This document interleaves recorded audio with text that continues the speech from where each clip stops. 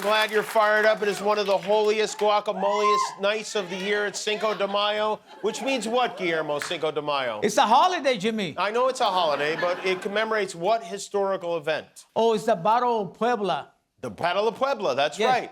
And what happened at the Battle of Puebla? They were fighting against the French, and we beat the French people. You beat the French people. It was a short-lived victory, but you did beat the French people in 1862. It's not really celebrated in Mexico, though, right? No, only here. Only here, right. Yeah. We picked it to give us another reason to drink that doesn't involve the news, but it's fun. Yeah. Is the broken ankle ruining the day for you? You know what? A little bit, but I still drink tequila. You did still have a drink? Yeah, I still have a drink. It's Cinco de Mayo, so... I'm not sure if these are a thing on Cinco de Mayo, but I noticed something at a birthday party over the weekend I want to address. Have you seen a piñata lately? What they've done? It used to be you get a piñata for a birthday or whatever. They put a blindfold on you, they spin you around, give you a stick, and let the tortilla chips fall where they may. Christian, get out of there. 2, 3. Oh! Yeah, you gotta spin them.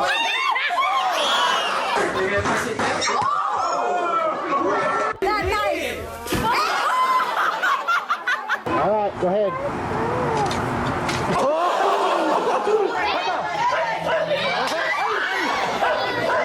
You play baseball, you should try your...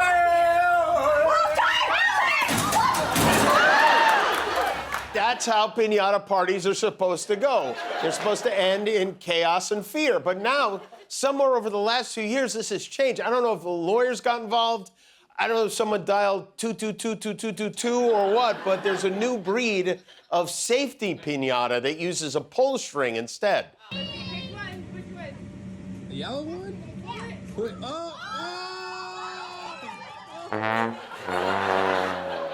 Come on, that's not a piñata. That's a balloon with IBS. That is not a... What are we teaching our kids? The point of the piñata is you have to work to get the candy. You want that Jolly Rancher? You better be ready to decapitate your uncle to get it.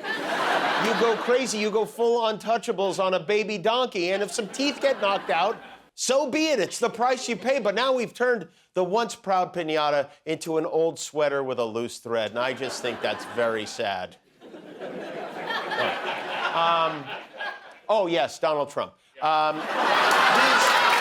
almost forgot. It's his fault. El Presidente took a trip down Cinco de Memory Lane today. He reposted this classic from 2016, Happy Cinco de Mayo. The best taco bowls are made in Trump Tower Grill. I love Hispanics. That was 9 years ago, and how far we've come. They were having a lot of fun with AI at the White House over the weekend. Did you see the picture of Trump as the Pope? On Friday, MAGA Teresa posted this photo of himself as the new Pope. Pope Banana Cream Pius. Pope Eggs Benedict. Pope John Pull My Finger. It was a moving tribute to the recently deceased Pope Francis, a man beloved by Catholics and others around the world. I have to say, I knew this would happen. I predicted it when he went to the funeral. He saw all the gold at the Vatican. He thought, I can live here. This feels right to me.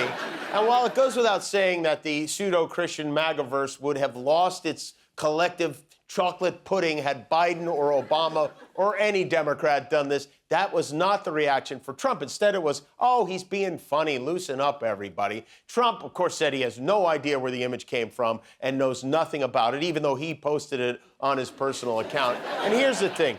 I'm sure he did do it to be funny and to make everyone who doesn't like him mad. But what he seems to keep forgetting is he's the president of the United... Doing funny things that make people mad isn't his job. It's my job. So...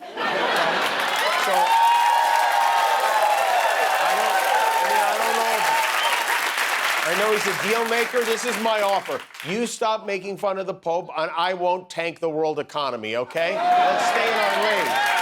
Because there's no one in the world who wants this other than you. The Pope is dead. The throne is vacant. We're about to choose the most famous man in the world. Somebody said to me the other day, you're the most famous person in the world by far. I said, no, I'm not. They said, who's more famous? I said, Jesus Christ. No sane man would want the papacy. The men who are dangerous are the ones who do want to. I'd like to be Pope. That would be my #1 choice. And Another cardinal has just turned up. He was never on our list. He has to be an imposter. I'm wondering what your most favored Bible verses are. The Bible means a lot to me, but I don't want to get into specifics. This is a conclave, Aldo. It's not a war. It is a war, and you have to commit to a side. In supervision of this election, this is a duty I never thought I'd have to perform. This is a fraud on the American public. We were getting ready to win this election. Frankly, we did win this election. That sounds ominous.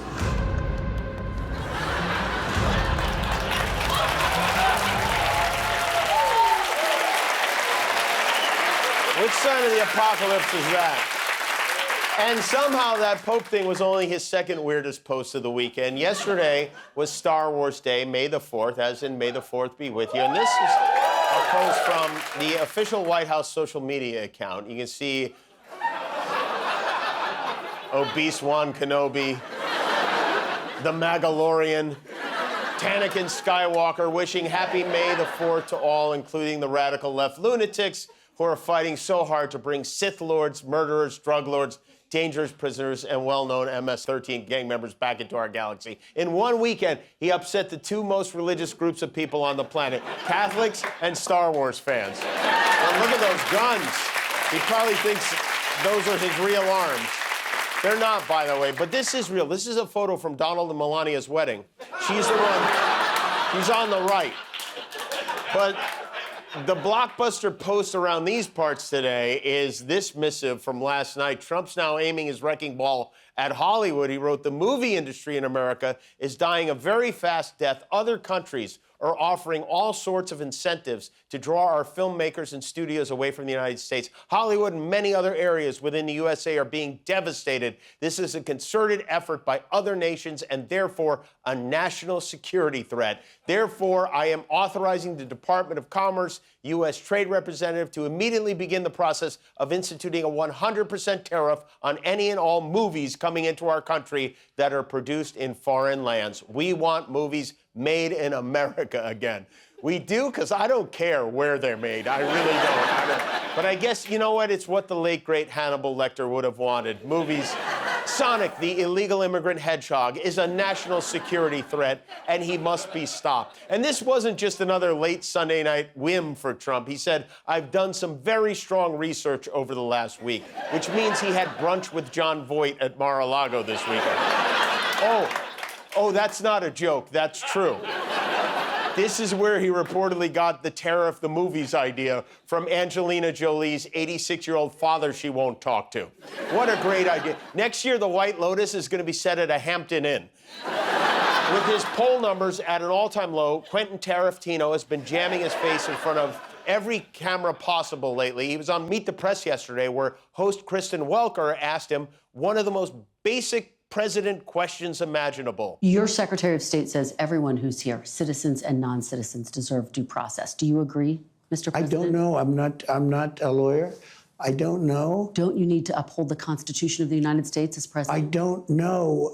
I have to respond by saying again, I have brilliant lawyers that work for me. He doesn't know if he has to uphold the Constitution. He'd have to ask his lawyers. It's the same answer he gives when they ask where Melania lives. I don't know. I'd have to ask my lawyers. The Constitution isn't one of Don Jr.'s birthdays. You can't just ignore it. I mean, this was only 3 months ago. And will, to the best of my ability, Preserve, protect, and defend preserve, protect, and defend the Constitution of the United States. the Constitution of the United States. So help me God. So help me God. Yeah, seriously, God, if you're watching, you heard him. Help. Help us. Help him. We need help. Where are you?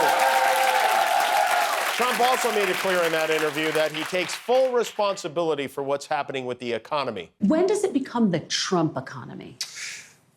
It partially is right now, and I really mean this. I think the good parts are the Trump economy, and the bad parts are the Biden economy. Oh, I see. I see. It's you do good, him do bad. Him part's not good. You part's good.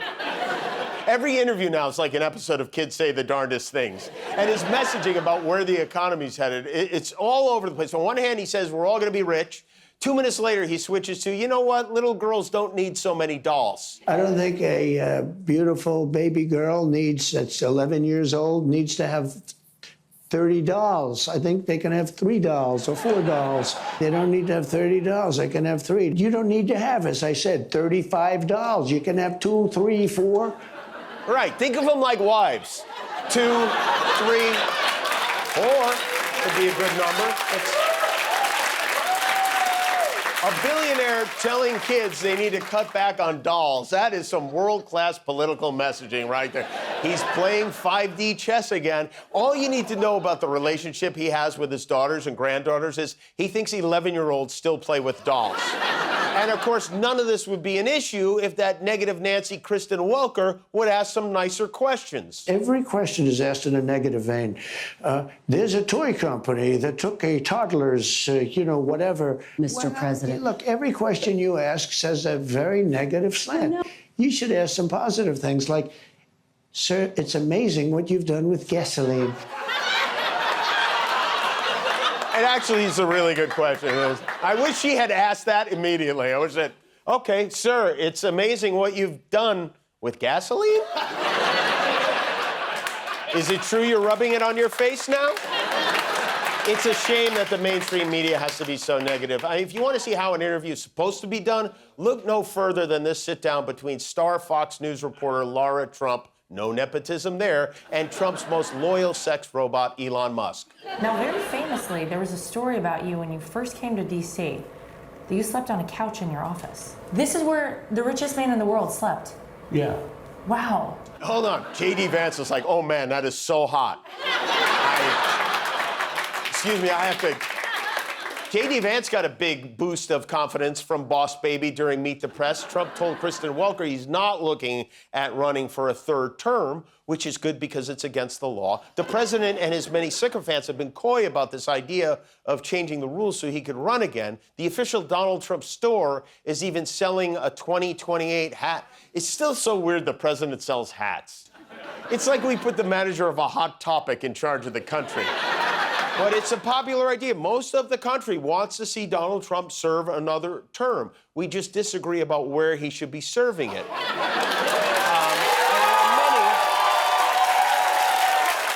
many in the same category are worried that he might actually try to run again. We learned today the hats represent something entirely different.